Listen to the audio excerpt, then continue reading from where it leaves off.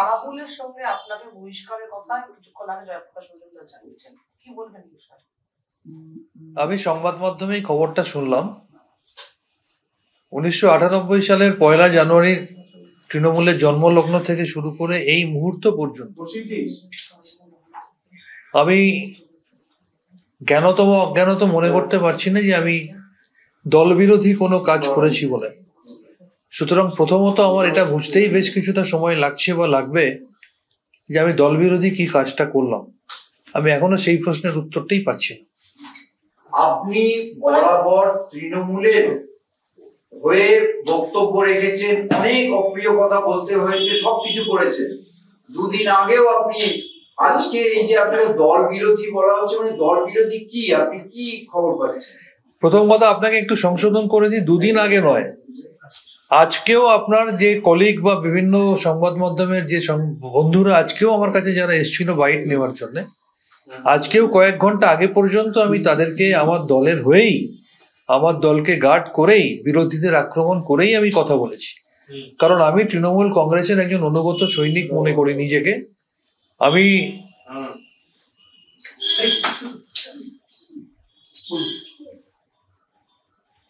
বারবার দল পাল্টে নির্বাচনের আগে অন্য দলে গিয়ে আবার ফিরে এসে পাঁচিলের উপর পা তুলে আমি কখনো এই ধরনের কাজ তো করিনি।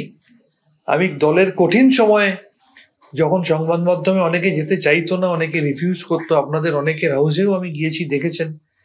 আমি দলের জার্সি পরে একজন প্লেয়ার হিসেবে দলকে গার্ড করার জন্য কাজ করেছি। তাই আমার এখনো অবধি বুঝতে অসুবিধা হচ্ছে যে আমি দল বিরোধী কাজটা করলাম কি।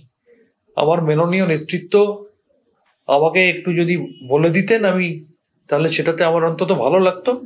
এবং আমাকে যদি দেখিয়ে দেওয়া হতো বা প্রমাণ করে দেওয়া হতো যে আমি দল বিরোধী কাজ করেছি, যদি সেটা আমার সামনে প্রমাণ করে দেওয়া হতো, আমি তাহলে ক্ষমাও চেয়ে নিতে পারতাম।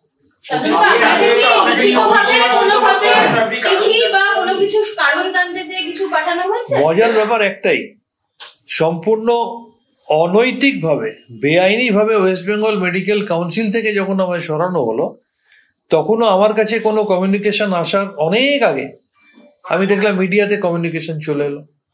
আজকেও এই নিলম্বিত করার যে ঘটনা, সেই নিলম্বিত করার ঘটনারও সংবাদ মাধ্যমে আমি জানতে পারছি। আমি আজকে আপনারা সবাই জেনেছেন, গত 2-3 দিন আগে কোনো একটি চ্যানেলের বন্ধু আমাকে পার্সোনালি জানিয়েছিল যে এই ধরনের একটা ঘটনা ঘটছে।